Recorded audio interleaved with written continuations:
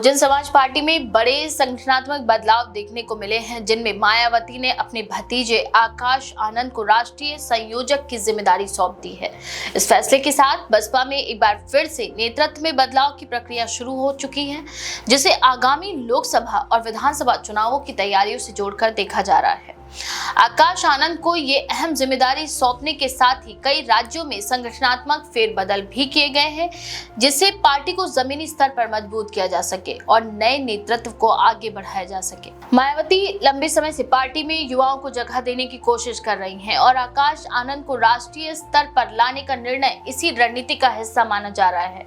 आकाश आनंद पिछले कुछ समय से पार्टी की गतिविधियों में सक्रिय भूमिका निभा रहे हैं और संगठनात्मक बैठकों में भी बढ़ चढ़कर हिस्सा ले रहे थे।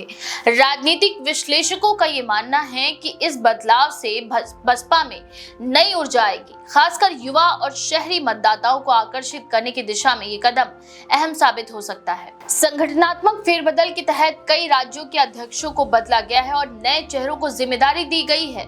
उत्तर प्रदेश में भी कई जिलों में नए प्रभारी नियुक्त किए गए हैं, ताकि स्थानीय स्तर पर पार्टी की पकड़ को मजबूत किया जा सके।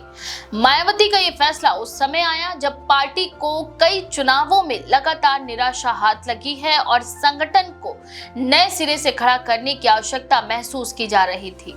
आकाश आनंद को राष्ट्रीय संयोजक बनाए जाने के बाद उनके समर्थकों में उत्साह का माहौल है। पार्टी कार्यकर्ता का मानना है कि उनका नेतृत्व संगठन में नई दिशा लाएगा। वहीं विरोधी दल इसे परिवारवाद से जोड़कर देख रहे हैं और आरोप लगा रहे हैं कि बसपा भी अब उसी राह पर चल पड़ी है जिस पर वह अन्य दलों की आलोचना करती आई है। हालांकि बसपा नेताओं का ये कहना है कि आकाश आनंद की नियुक्ति पूरी तरह संगठन की जरूरतों को ध्यान में रखकर की गई है। उनका मानना है कि आकाश पार्टी के विचारों को बेहतर तरीके से युवाओं तक पहुंचा सकते हैं और डिजिटल व सोशल मीडिया प्लेटफॉर्म्स पर उनकी पकड़ पार्टी को आधुनिक स्वरूप देने में भी मदद करेगी। पार्टी के अंदरूनी सूत्रों के मुताबिक इन बदलावों का मकसद ये है कि बसपा को आने वाले चुनावों में मजबूत किया जा सके और प्रदेश के साथ साथ अन्य राज्यों में भी पार्टी की स्थिति को और बेहतर किया जा सके।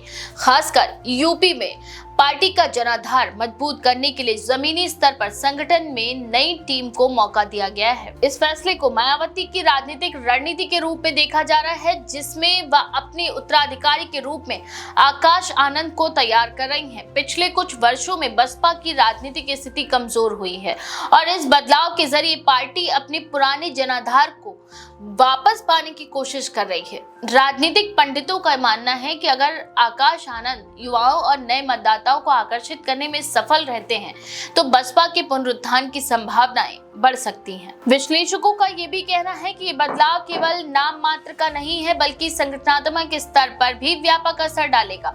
आकाश आनंद को दी गई नई भूमिका में उनका मुख्य फोकस पार्टी के ग्राउंड लेवल नेटवर्क को मजबूत करना है और सोशल मीडिया पर पार्टी की उपस्थिति बढ़ाना होगा। आने वाले महीनों में आकाश आनंद कई राज्यों का दौरा भी करेंगे और वहां की संगठनात्मक बैठकों में हिस्सा लेंगे, ताकि रणनीति को और प्रभावी तरीके से लागू किया जा सके। इन बदलावों के बाद बसपा के कार्यकर्ताओं में नई ऊर्जा और उत्साह देखा जा रहा है। अब देखना ये होगा कि बदलाव आगामी चुनावों में पार्टी के प्रदर्शन को कितना सुधार पाता है और क्या आकाश आनंद अपने नए पद की जिम्मेदारी को सफलतापूर्वक निभा पाते हैं या नहीं। इस बारे में आपका क्या विचार है? अपनी राय कमेंट में जरूर लिखें। ऐसी और भी खबरों के लिए देखते रहें द पेज 19।